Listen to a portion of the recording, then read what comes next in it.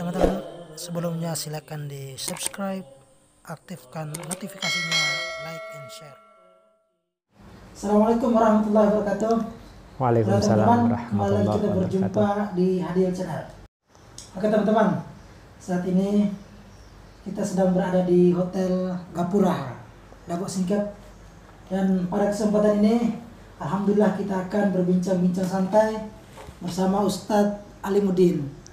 Beliau ini merupakan salah satu Dewan Juri Nasional untuk kaligrafi dan juga di Provinsi Kepulauan Riau sebagai Ketua Dewan Hakim Kaligrafi, Ustadz ya. Ya. Masya Allah. Selamat datang di Lingga, Ustadz. Ya, selamat datang. Bagaimana kabarnya, Ustadz? Alhamdulillah sehat. Alhamdulillah sehat ya. Alhamdulillah sehat. Walaupun dalam suasana COVID, tapi kita bisa berjalan dengan aman dan percaya. Baik. Dan teman-teman yang di samping saya sudah tidak asing lagi, sahabat saya, yaitu Bang Said Mahran, betul ya? Beliau ini merupakan peserta paling terlama kaligrafi. Sejak dulu MTQ, ya.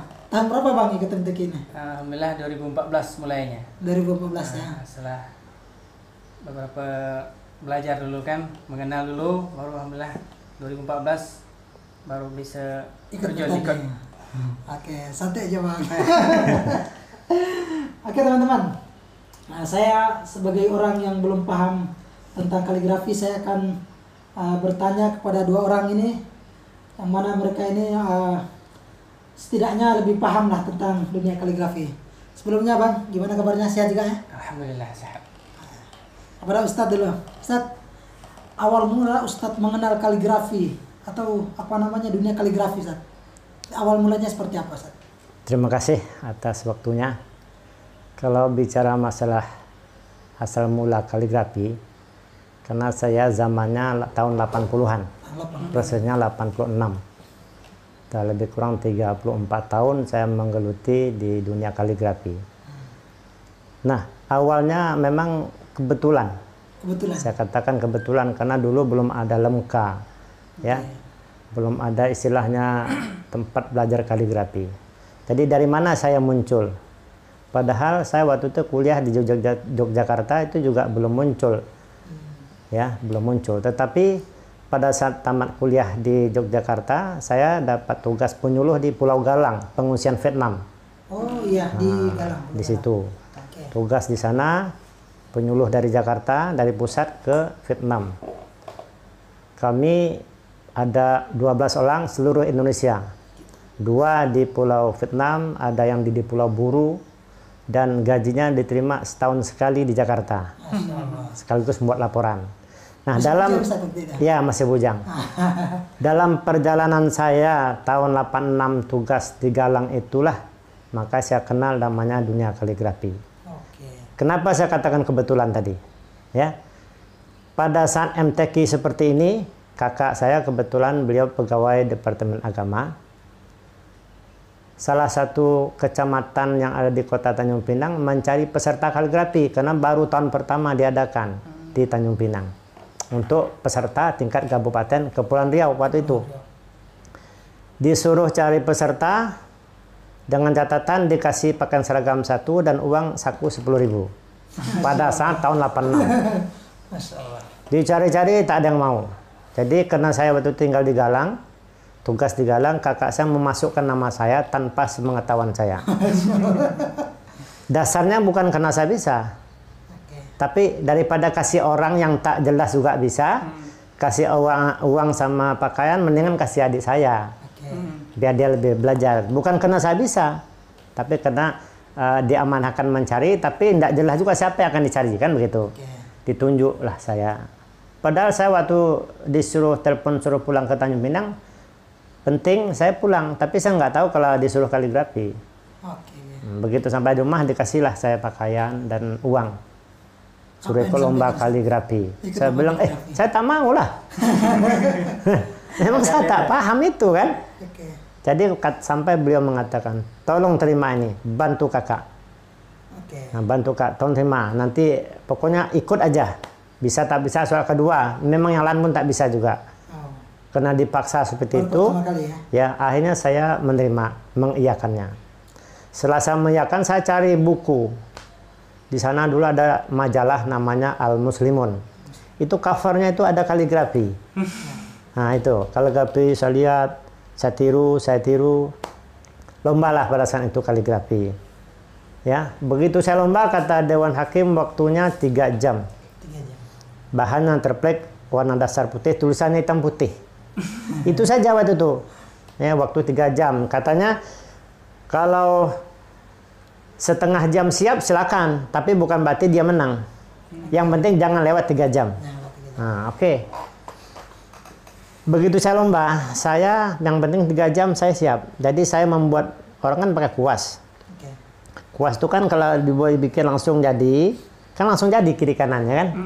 Tapi saya kan enggak, saya bikin atasnya dulu, garisnya ke bawah lagi, baru diisi tengahnya. Sehingga lama waktu. Kalau kawan-kawan yang lainnya saya sama tak paham juga nih. Mereka buat pakai kuas langsung, itu ada yang setengah jam udah keluar, 1 jam keluar. Tinggal saya sendiri. Tinggal saya sendiri. Saya kena buat itu yang mau lama, karena saya pakai garis bantu dulu. Atas, bawah baru dikuaskan. Akan repot jadinya. Karena tak paham. Jadi, begitu selesai waktu tidak lebih 3 jam, tinggal saya sendiri lomba, yang lain sudah selesai semua. Karena nggak ada pola saya yang dibuat. Semuanya pola pakai hantam, kromo aja. Ya kan? Nah, begitu pengumuman, malam itu tingkat kabupaten itu, ternyata saya juara 1. Ya. Itu baru pertama kali. Ya, pertama kali juara 1. Saya tanya, ada pengumumannya. Bagi pemenang juara 1, silakan datang tanggal sekian untuk TC persiapan tingkat provinsi Riau di Dumai. Itu pengumumannya. Waktu saya udah ikut provinsi kan, begitu kan? Senang. Nah, jadi saya sebelum TC saya datang ke jurinya. Pak Hamzah, Tauku Hamzah waktu itu namanya. Saya datang ke rumah Azwar Rauf. Pak, saya ini juara 1, Pak. Pak Azwar Rauf ini ketua Dewan Kaligrafi ini. Di mana Pak kok saya bisa juara 1 Bapak nilai? Apa kelebihan saya? Kok saya bisa mengalahkan sekian banyak orang? Cuman satu aja. Kalau karya tak ada yang betul semua, kata dia. Tak ada. Kok bisa Bapak milih saya? Yang kami nilai saudara adalah ketekunan Anda. Karena khat ini bagi siapa yang tekun, tidak jenuh dia, bersungguh-sungguh, dia pasti jadi. Jadi kami yang dia itu ketekunan Anda, maka kami juarakan. Berarti orang ini bisa dilatih, bisa dibina. Demikian. Itu. Oke. Setelah saya TC, saya ditanya, ini hurufnya apa? Jenis-jenis huruf. Saya tak tahu. Nashi, Sulus, Kufi, tidak ada yang tahu. Saya nggak tahu. Nah, disitulah saya diperkenalkan. Saya, Pak Azwar Rauf itu dilatih oleh panitia Pemkab Kepri, melatih saya dan teman lain lagi untuk bidang khat persiapan Provinsi Riau. Ini dikenalkan, ini khat Nashi, ini Sulus. Oh gitu, ciri-cirinya begini, begini. Dapatlah saya ilmu di itu 1 minggu. Ya, berangkatlah di Provinsi Riau.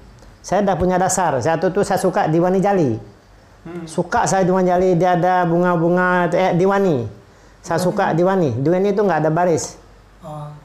Hurufnya keriting-keriting juga. Itu saya suka kali. Jadi saya menekuni sama Pak Azwar Diwani. Diajarkanlah huruf sambungnya begini-begini. Setelah saya ikut lomba di Riau, di Dumai waktu itu, ternyata saya juara 1 lagi. Juara 1 lagi.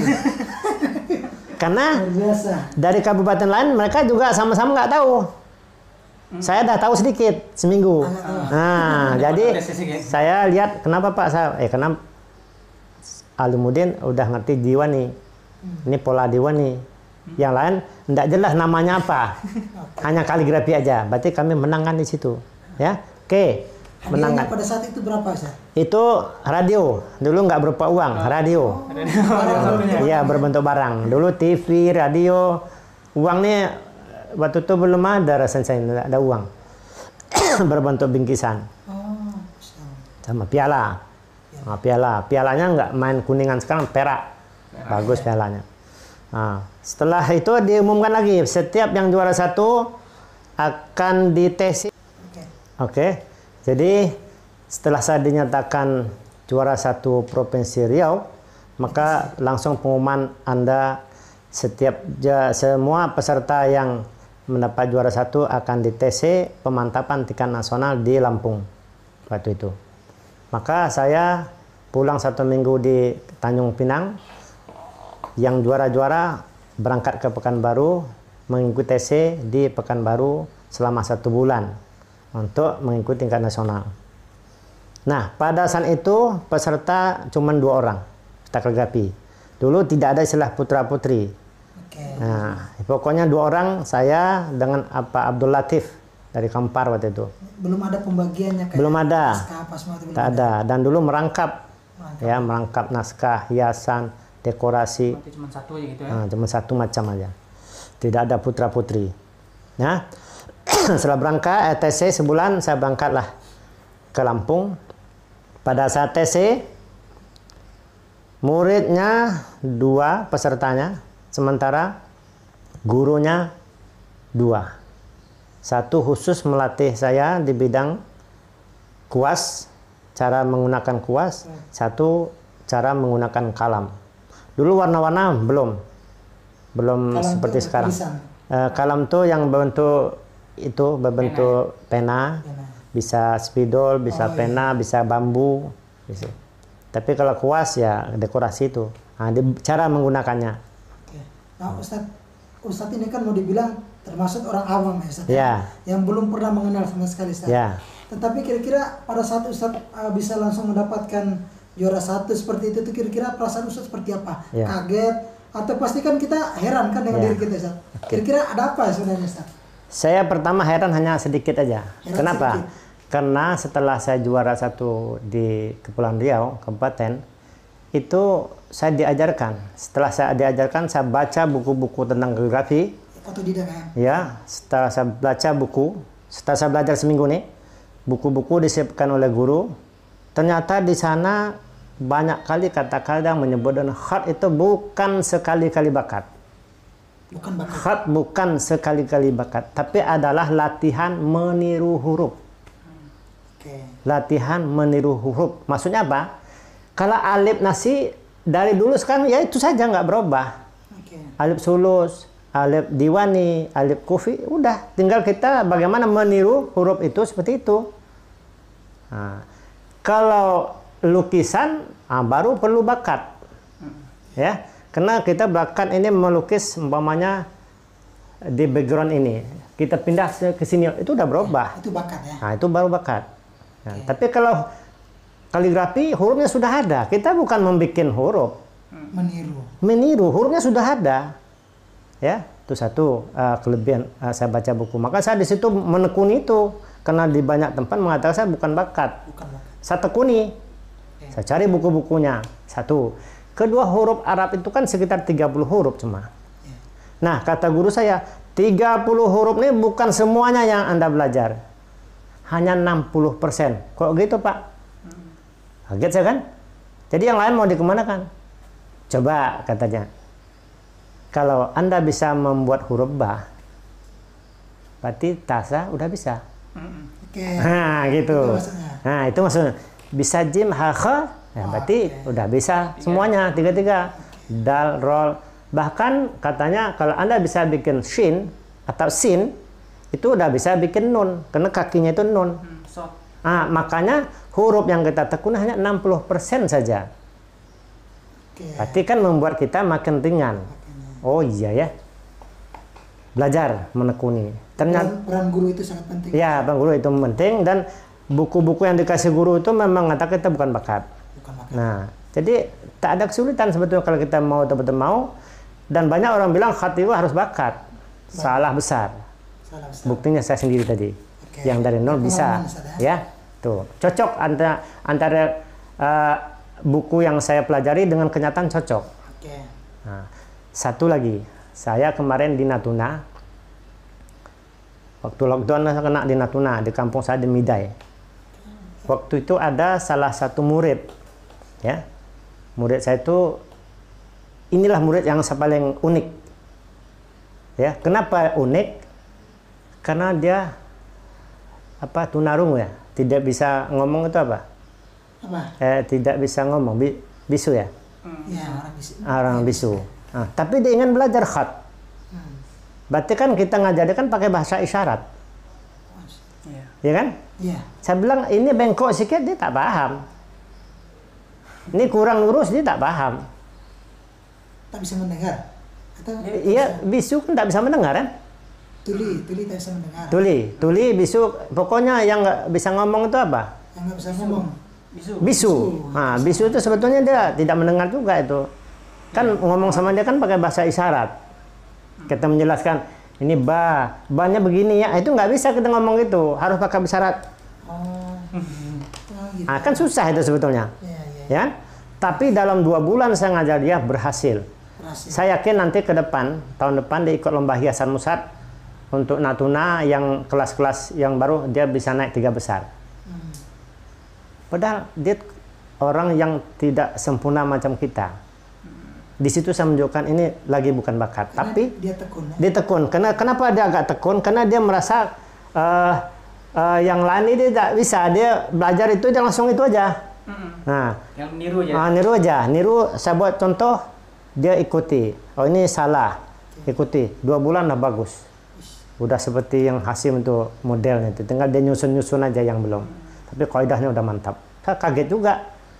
Nah, apalagi orang yang normal sebetulnya. Nah, sekarang masalahnya kenapa orang tidak mau ikut seperti ini? Kenapa sudah maju mundur? Oke. Kan gitu ya. Saya kasih tahu kenapa kuncinya seperti itu. Karena begitu dia ingin belajar, dia langsung bagus seperti saya. Oke. Begitu kita kasih contoh yang huruf tunggal, yang huruf samun huruf, dia tidak pas, dia berhenti. Dia maunya langsung sudah seperti yang di masjid-masjid itu. Mau begitu. Instan lah ya. Instan. Jadi begitu tak begitu, oh saya tak ada bakat. Oke. Sekarang contoh. Iya. Ba, umpamanya. Alif aja lah. Alif itu huruf pertama ya. Oke. Alif nasi itu kan kuncinya, kaidahnya. Atasnya merengnya 45 derajat lebih kurang. Terus mereng ke kiri sedikit. Bawahnya runcing. Tingginya 5 titik. Itu kaidah. Bapak itu kan belum tahu kan sekarang kaidah nasi itu begitu kan? Nah, sekarang Bapak saya tulis. Alif seperti itu runcing, udah Bapak runcingkan. Ternyata Bapak mereng ke kanan sedikit ada nulis. Bapak mengatakan ini salah atau betul? Mereng ke kanan. Salah, karena kaidahnya harus mereng ke kiri sedikit. Kiri. Nah, berarti Bapak sudah bisa peserta dan juga sudah jadi juri. Oke. Nah, kalau atasnya dia buat gini aja, rata. Rata. Enggak mereng, 45 derajat. Berarti salah. Salah. Nah, bawah ini dia nggak runcing. Berarti salah. Itulah kaidahnya. Nah, sekarang masa kita sekali tulis agak mereng ke kanan. Oh, salah, buang. Tulis lagi agak lurus tapi belum runcing. Yang penting dia sudah tahu bahwa yang saya buat itu salah. Masa 1 kali, 2 kali, 10 kali, 100 kali nggak mirip. Oke. Jadi begini, Ustaz. Saya sudah sempat bincang-bincang kemarin juga sama ini Bang Maran. Beliau menyampaikan gini. Ketika kita menulis itu harus juga dengan perasaan, dengan hati, Ustaz. Betul gimana? Kira-kira gimana? Kadang kalau kita hatinya tidak tenang, pikiran berantakan, kadang kita tulis itu tak bisa pernah puas dengan hati kita. Iya, kalau hati itu kan sumber dari segalanya. Oke. Hati bisa pindah ke tangan, hati bisa ke pikiran, kan? Itu jelas sumber. Ya, artinya kalau hati sudah tenang, kita belajar, ya tak ada istilah tidak bisa, kan begitu. Artinya jadi hatinya jelas lah hati kan, tetapi inti pokoknya adalah kaligrafi bukan bakat. Ya, kaligrafi bukan sekali-kali bakat, akan tetapi latihan meniru huruf. Itu yang perlu teman-teman ketahui ya. Jadi dengan adanya kita sekali belum, 10 kali, 20 kali, ya kan, ada mulai mirip. Tapi kadang-kadang belum 100 kali, dia bilang nggak mau sampai 100 kali, dia bilang saya tak bakat. Ya macam mana dia mendapat sampai bata, sampai ya. Karena baru sampai jim sudah mundur. Begitu. Nah, makanya saya terapkan itu. Nah, akhirnya saya di Provinsi Riau 9 kali juara 1. 9 kali? Ya. 8 kali, 1 kali juara 2. 1 kali juara. Provinsi Riau. Riau itu, Provinsi Riau. Gitu. Kemudian untuk Bang Mahran sendiri gimana? Awal mula kenal dunia kaligrafi ini seperti apa? Awalnya tuh dulu tahun 2000-nya ikutlah mewakili Desa Mapar waktu itu. Ikut lawannya Pak Asni nih. Lawan sama Pak Asni kan. Jadi pas lawan, pas selesai pengumuman, saya juara 2 nih. Setiap kali, tiap tahun tuh masuk juara 2 terus nanti kata Pak Asni, ada kesempatan untuk pas saya tamat sekolah 2012, jadi kata Pak Asni, awak nak ke LMK tak? Ini belum tahu nih, kat mana Pak LMK ni kan? Jadi tak tahu, setelah dikasih tahu gitu, akhirnya bilang sama orang tua, sempat 3 kali tak dikasih. Itulah sama orang tua. Yang pertama bilang, kebetulan karena orang tua saya udah pisah sama kan, jadi saya tinggal sama bapak ya. Tinggal sama bapak, jadi orang tua tuh udah tua gitu, jadi berat juga meninggalkan kan. Setelah itu bilang yang pertama tak usah lah kata dia. Bilang yang kedua saya semacam tak ditegur dia. Jadi macam mana cara nih, sedangkan keinginan ini kuat untuk memperdalam kaligrafi ini. Setelah akhirnya nujulah sama Pak Aziz, macam mana Pak solusinya untuk memperjelaskan tentang waktu itu ada bantuan dari LP3 Kabupaten. Akhirnya datanglah Pak Azni, dijelaskanlah itu macam mana teknisnya, masalah biayanya, masalah makan minumnya di waktu di LMK. Orang tua semua intinya awalnya itu tak ngasih lah. Akhirnya lah datang sama Pak Azni. Akhirnya pas hari raya 2012 tuh, hari raya puasa, keputusannya cuma 1 hari, tanggal 4 kalau saya tanggal 4 Pak Azni ke rumah, tanggal 5 keputusan, udah tuh langsung berangkat. Akhirnya minta lah sama bapak, minta izin semua kan, akhirnya berangkat lah karena pas sampai tiba di sana dikasih izin, alhamdulillah kasih izin. Memang dari kecil itu memang tak pernah pisah sama orang tua nih. Memang tak pernah. Nangis. Akhirnya pas di lawat kan macam terasa memang kita dari orang tak mampu tu kan. Pas ketika di lawat tu macam terasa macam mimpi. Aku ni betul tak pergi orang jauh-jauh ni. Ninggalkan orang tua. Bahkan ke Pinang tu baru itulah. Ke Pinang tu 2012 itulah pertama kali. Karena lewat Pinang ya. Akhirnya lah nginap di Pinang 1 hari. Nelpon orang tua dari Pinang tu sampai nangis. Sampai akhirnya berangkat ke Sukabumi. Pas sampai di sana diterima dengan ustaz-ustaz sana. Akhirnya 1 minggu demam karena perubahan cuaca kan, dari yang panas ini demam sana. Jadi di LMK itu Ustaz cuma satu-satunya maksudnya di Sukabumi.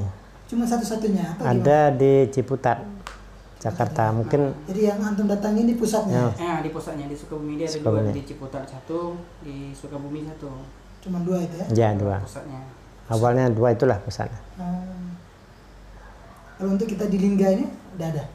Kalau untuk di Lingga sementara ini belum Pak ya Pak. Lingga bersifat lembaga belum ada, baru bersifat pribadi-pribadi komunitas, yaitu aja sifatnya.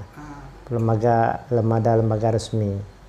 Kalau untuk saat ini saya dengan Bang Latif lah yang mungkin saat ini saya dah Lingga Timur, Bukit Langkap, Kerandin, Keton yang dah nih. Sampai sekarang masih Keton ya? Masih sekarang. Alhamdulillah kemarin tuh Bukit Langkap itu dari 2000 udah 3-4. Timur tuh di mananya? Di Lingga Timur, di Bukit Langkap, Kerandin, dan Keton. Alhamdulillah tahun 2000 yang lalu ini Bukit Langkap dapat juara 1 untuk kecamatan. Di Lingga Timur. Dalam waktu 3 tahun lah latihan anak kan. Itu pun waktu 4 bulan. 1 minggu sekali. Ini masih belajar dasar lagi ya. Memperkenalkan untuk empang luas untuk khususnya di Dayak ini. Nah, itu Ustaz berdua nih. Kira-kira Ustaz kesulitan yang paling yang Ustaz telah berdua rasakan lah, yang paling berat untuk dalam kaligrafi itu apa Ustaz? Sebetulnya ketika kita melatih anak-anak itu kan kadang pasti ada sesuatu yang mungkin mereka bilang tidak bisa. Kira-kira apa Ustaz? Ya, kalau kita kembali ke konsep kaligrafi yang tidak ada bakat tadi, ketekunannya untuk jurus ke situ tuh yang kita adakan, sayembara atau mengumpulkan barang siapa yang melatih gratis, itu kumpul ramai. Begitu udah mulai satu-satu hilang. Dia merasa dia tidak bakat. Padahal dia belum mulai. Memang kaligrafi di situ yang beratnya dia belum nampak hasilnya. Jadi dia apalagi kan memang perlu waktu lama. Sedangkan Lemka itu setahun itu syaratnya tidak seperti pondok yang lain. Lemka, Bapak perlu tahu syaratnya. Syarat masuk Lemka dalam setahun kurikulum dasarnya itu syaratnya satu, tidak boleh sekolah formal. Artinya apa? Fokus. Artinya dia belajar pagi, siang, malam. Dia tidak ada fokus ke sekolah formal. Baru dasar 2 bulan satu jenis, 2 bulan satu jenis. Bulan Agustus masuk, bulan Juli berakhir periode pertama. Artinya dia sudah menguasai 7 jenis khat itu atau 8 jenis khat dalam waktu setahun. Tapi masih belum begitu tajam, belum begitu mahir. Tapi untuk tingkat-tingkat bawah dia sudah bisa bersaing. Nah, begitu. Biasanya mereka pengabdian lagi setahun. Artinya apa? Itu memang perlu waktu yang lama. Nah, sementara kita di sini sudah nggak mondok, ya, lepas belajarnya sebentar, malas. Di situ dia merasa, oh saya tidak bakat. Baru sekali coba, kayaknya dia perasaannya begitu belajar dia langsung bagus. Nah, di situ. Kemudian untuk Bang Mahran gimana? Kalau saya, kalau untuk mungkin salah di sini juga lah. Mungkin tidak belajar dengan Pak Ani kan? Karena kalau saya mengalami itu untuk mengajak anak-anak yang susah, Pak. Iya. Artinya kita menyadarkan bahwa oh ini loh, ini tuh harus fokus, harus istiqomah, jangan cepat menyerah. Nah, mungkin harus belajar lagi dari banyak pengalaman orang-orang yang hebat itu kan. Jadi kalau jadi trik-trik yang mungkin yang perlu kita kembangkan untuk anak-anak ini, ya. Pertama kita ajak anak-anak TPA yang dasar ini dilombakan aja, walaupun dia belum tahu ilmunya. Nah, kita ajak dia lomba, sering-sering lomba. Dia kalau lomba itu kan ada hadiah. Semangatnya tinggi. Itu. Jadi kelompok TPA ini kita ajarkan dasar-dasar itu lomba. Bebas nulis apa aja, lukis apa aja. Tetap kaligrafi tadi. Ya, artinya kita kasih contoh. Contohnya Khat nasi, mau kasih kalimat, umpama katalah Al-Fatihah. Suruh dia ikuti. Siapa yang mirip dengan ini itu dimenangkan. Sering-sering lomba. Kalau saya menurut itu dia akan terasa karena dia merasa dapat hadiah. Nanti sedang lama lomba lagi. Yang menang itu dilatih. Itu karena artinya dia dah merasa bangga, dia udah mendapat hadiah. Artinya kita adakan lagi, kalian latihan nanti 3 bulan lagi, lomba lagi. Dia akan rasalah rajin. Dia kalau rajin jadi itu. Cuma buat rajin itu yang kadang-kadang triknya apa? Saya katakan lomba. Kita lomba. Jadi anak-anak TPA ini kan masih usia SD itu lomba. Lombanya harus pakai karya murni. Buat Al-Fatihah yang khat nasi aja, suruh dia tiru. Yang paling siapa yang mirip dengan itu yang kita menang. Membuat dia pakai pensil mau apa terserah. Kita tahu lah orang kaligrafi. Siapa yang mirip itu yang dimenangkan. Yang penting nggak boleh jiplak. Niru yang niru itu arti contohnya kita buat kertas folio kecil tapi dijadikan besar, berarti dia nggak mungkin jeplak. Pasti dia meniru tuh. Memang belajar khat begitu. Meniru, pindahkan. Jadi bagaimana kalau bahasa saya ini membuat mesin fotokopi di tangan kita. Mesin fotokopi di tangan kita. Memindahkan kan? Cuman tadinya contoh kecil kita perbesar. Jadi yang penting ikut. Ya nanti keselio aja, di keselio itulah dia nanti akan membetulkan yang salah. Lama-lama dia paham, oh ini khat nasi. Baru kita kasih jenis-jenis huruf yang lain. Tapi jangan sekaligus, muntah dia nanti. Ya. Kaligrafi aja tuh, yang khat nasi pokok yang wajib itu. Dari situ nanti kalau dia udah mulai bisa, dia akan ngembang sendiri itu, tidak payah disuruh itu nanti. Jadi tingkat paling tertinggi dalam kaligrafi itu apa kan biasanya kan ada kayak hurufnya apalagi kemarin kaidahnya. Ya kaidah itu yang pokoknya. Pokoknya ya. Ada hakikatnya juga katanya ya. Kaligrafi itu. Ya pokoknya kaidah yang pokok. Kaidah itu karakter huruf, ciri-ciri huruf itu yang kita pahami. Kalau kita sudah pahami karakternya, kita bisa sebagai murid dan bisa sebagai guru. Nah kadang-kadang di lomba itu kadang kita contohnya kita mempelajari kaligrafi kan, kemudian kadang kita harus menyesuaikan dengan dewan juri atau seperti apa. Karena kan kita ada yang menulis kaligrafi itu, kemudian kita menilai kan menggunakan karakternya dia. Ya, sekarang gini, itu kenapa setiap lomba ada yang menang, ada yang kalah, ya?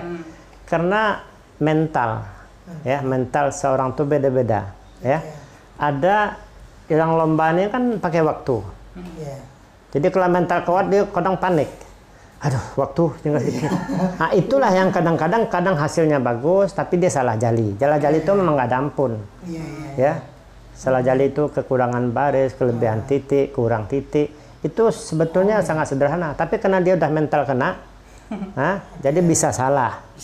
Nah, bisa salah. Padahal dia sebenarnya bagus. Bagus. Nah, jadi kenapa yang bagus bisa jatuh, yang sederhana bisa naik? Itu mental. Makanya bagaimana cara menghilangkan mental itu, makanya diadakan setiap MTQ ada tryout. Tryout. Kalau provinsi tapi setiap nasional tuh tryoutnya Bapak tahu, ke luar negeri. Tryout ya. Kita ke Malaysia, ke Singapura, tryout untuk melatih mental. Mati kita ditonton orang antar negara ngelihat kita loh. Jadi kalau dia udah terbiasa mentalnya kuat, begitu lomba dia sudah biasa. Ini Indonesia, sedangkan Malaysia luar negeri saya tampil kata dia. Itu trik-trik dari panitia. Nah, begitu. Nah, saat kita di Lingga atau di Provinsi Kepri ini kan sudah beberapa kali sudah kita adakan MTQ ya. Berapa udah? 8 ya? MTQ 8 ya, 8 ya. Nah, Ustadz sendiri melihat perkembangan untuk bibit-bibit di Kepri ataupun di Lingga khususnya itu seperti apa, Ustadz? Jadi begini, kalau kita lihat perkembangan khat 8 tahun belakangan ini, saya kena semenjak yang pertama jadi ketua kaligrafi bidang kaligrafi di MTQ provinsi, dengan sekarang udah jauh perkembangannya. Cuman kelemahan dulu itu memang ada. Dulu itu kalau kita mau lomba di Kepri itu orang luar masuk. Jadi dulu tuh boleh. KTP di luar Kepri boleh masuk ke sini, sehingga orang lain yang hebat-hebat dia ikut sini. Yang kita ini nggak akan muncul-muncul bakat-bakat baru, karena nanti ada malas lah belajar. Nah, sekarang pemerintah daerah Kepri ini kan sudah mulai menerapkan itu. Artinya kalau KTP bukan Kepri tidak bisa masuk. Nah, itu kan menguntungkan anak-anak daerah yang untuk bersemangat. Dia nanti akan tampil melawannya sesama dia udah tahu kekuatan. Kalau Karimun begini, kalau Natuna begini, kalau ini udah tahu dia, karena orangnya itu saja. Nah, artinya timbul semangat untuk lebih giat lagi. Itu positifnya. Untuk daerah bisa lebih bagus. Begitu. Nah, cuman kadang untuk batas waktunya itu berapa tahun? 30 atau 40 tahun, setelah itu baru tidak bisa lagi. 35 tahun. Itu bukan waktu yang terlalu lama itu. Sedangkan kayak Bang Maran sendiri ini pasti nggak akan ada lagi bibit-bibit lah. Tapi kita masih agak mendingan daripada cabang lain. Masih agak mendingan. Mendingan. Ada yang berapa bisa tampil berapa kali kan ini, coba ini ada berapa kali tampil ini. Itu aja wajahnya. Itu aja wajahnya. Karena kalau nggak ada orang baru dia tidak akan bisa digeser. Karena dia sudah punya pengalaman. Tidak ada orang baru yang lebih dia terus. Ya, satu khat. Dan kedua khat bisa murid melawan guru. Pama beliau mendidik murid, ya.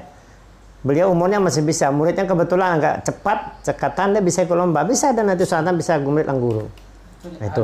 Itu hal biasa deh bangsa. Karena 35 tahun cukup lama dibandingkan dengan cabang yang lain. Contoh Hamil Quran, tamat SMA habis. Baru berapa umurnya tuh? 17, ya. 18, paling segitu udah tutup. Syarhil Quran tutup, apalagi tilawah anak-anak, tartil, ya. Itu cepat tutupnya, ganti cabang berikutnya, begitu. Jadi perputaran untuk bibit-bibit cepat ya. Kalau kita termasuk bisa lama, termasuk lama. Cabang yang lama berkecimpung di dunia kaligrafi. Dalam juga. Ya.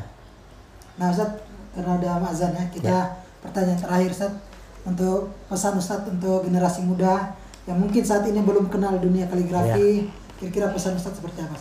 Pertama, kita harus ambil, sampaikan kepada anak-anak kita, harus ambil cabang kaligrafi ini termasuk cabang yang langka. Kaligrafi termasuk cabang yang langka dan bisa digeluti. Dan ada kemuliaan di sana. Khat adalah ibadah. Ya. Banyak orang masuk Islam karena kaligrafi. Ya. Memang khat untuk mata.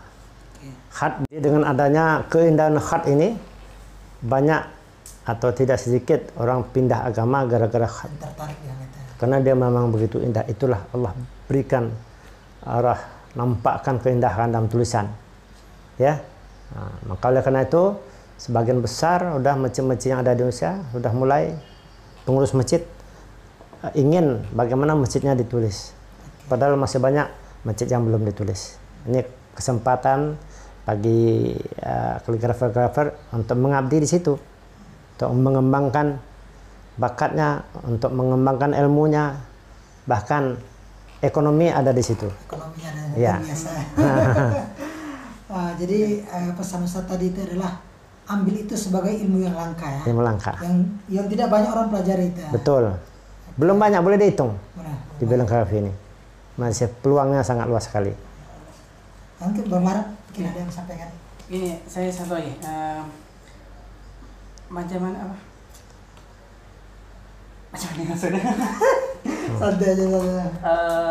Untuk bagi kami yang istilahnya generasi yang dah lama berkecimpung di kaligrafi, khususnya di Lingga nih Pak, apa untuknya nasihat bagi kami untuk diri kami sendiri, lihat bagi diri lah. Oke. Gimana itu? Said Mahram ini adalah peserta yang dah bertungkus lumus, saya bilang, di Lingga ini, ya. Tapi belum sampai ke puncak. Pesan saya, beliau masih ada 3 kali lagi. Tiap hari harus menulis. Dalam arti bukan harus banyak. Minimal setengah jam harus menulis. Tapi menulis di sini bukan hanya menulis begitu saja. Dengan melihat contoh kaidah, contoh kaligrafi. Umpamanya kita sekarang ingin khat, memperdalam khat naqsi. Buku Hasim Muhammad harus di samping. Nah, khat tadi seperti mamanya katakanlah wawnya belum sempurna. Ya kita wawnya digeluti wow. Setengah jam 1 cukup. Wow aja hari ini. Besok huruf apa lagi. Terus dengan kalau melihat setengah jam atau 2 jam terus tanpa melihat buku, saya kira berat mau perubahan. Perubahan agak berat. Tapi kalau buku macam tadi kita kan tidak ada buku, ya sulit untuk koreksi. Tapi kalau buku ada di depan, kita buat, kita bisa sebagai murid dan bisa sebagai guru. Itu baru belajar menurut saya. Tapi kalau belajar tanpa buku, hanya ingat-ingat itu boleh, ada waktunya. Tapi idealnya begitu. Itu nggak berlama. Tapi rutin 2 tahun coba, setengah jam 1 hari. Tapi rutin. Udah berapa istiqomah. Apalagi dia bisa lebih setengah jam. Kalau setengah jam walaupun dia kerja bisa kok. Balik kerja sebentar setengah jam, malam sampai itu bangun pagi, ada waktu. Cuma kita ini memang nggak ada program seperti itu. Nanti saya yakin ini, kebanyakan peserta ini udah mau MTQ baru cari kalam, baca buku. Itu pegang itunya udah mulai. Nah, rugi lagi. Dia belum banyak. Ini kan 2 tahun lagi target, ini kan MTQ ini. Mulai sekarang balik setengah jam pegang buku. Khat apa kesulitan kata? Ikuti. Masih apa lagi? Buat tanggalnya. Simpan dokumennya untuk perbandingan. Buat lagi yang lain terus. Tidak usah nunggu MTQ. Kita ini kelemahan di situ. Mood itu muncul setelah mau MTQ. Itu pun dah mendekat sekali. Sudah dekat sekali waktu MTQ baru mau. Itu pun masih sibuk kerja ya. Malum lah dia kerja kan PNS. Sibuk dan kerja. Honor ya. Nah, honor kerja kantor, honor PNS sama aja sibuk. Ya kan waktunya. Sibuk sama aja. Ya. Tapi kalau kita iktikad untuk terus mengembangkan ini dengan cara itu bisa. Kita nggak ada waktu yang tidak kosong. Kalau saya rasakan tuh Pak ya, betul apa kata Pak itu 1 hari itu memang minimal harus ada. Cuman kalau saya rasa pribadi, macam mana cara nih ya? Ketika satu minggu nih full saya latihan, 2 hari aja tak megang, itu ngikut lah terus sampai ke depan. Ya, satu lagi. Sekarang kan zaman udah canggih, ya. Jadi kalau kita berguru sendiri bisa lalai memang. Tapi kita carilah guru untuk koreksi. Kan sekarang online, Pak. Tidak perlu harus duduk di rumah dia. Foto kirim. Siapa saja Bapak anggap mampu dan mau untuk. Jadi tentu nanti begitu dikirim ada koreksi. Ya kan? Begitu koreksi dikasih tugas. Itu kan lain sikit lah karena orang lain dah minta suruh, kita masa nggak buat. Nah, itu kan timbul segan sendiri. Itu kan perisai buat kita kan. Dengan ada kita itu, aduh saya nggak enak nih. Buat. Jadi ada semacam semangat baru untuk membuat. Kalau kita sendiri itu tadi asal sibuk sedikit lewat lah tuh. Udah sekali lewat habis setahun. Terus. Setahun lewat tuh. Bulan pokoknya MTQ lah baru. Udah mulai tingkat desa Pak Camat mencari buat surat, mencari bibit, baru dia.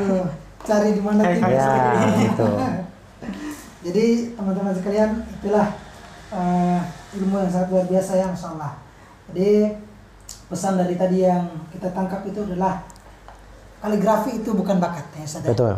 Tapi itu adalah Latihan meniru huruf. ya, meniru huruf. Jadi siapapun bisa ada kesempatan untuk Ya. untuk mendapatkan hasil yang terbaik ya. Asal tekun ya, Ustaz ya. Tekun untuk meniru itu. Tekun sekali. Dengan berulang-ulang. Berulang-ulang. Jadi semoga itu bisa memberikan manfaat untuk teman-teman sekalian. Dan terima kasih Ustaz sudah memberikan waktunya, meluangkan waktunya. Kemarin juga ya. Cukup sekian.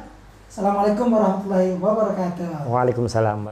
Ayo teman-teman, sebelumnya silakan di subscribe, aktifkan notifikasinya.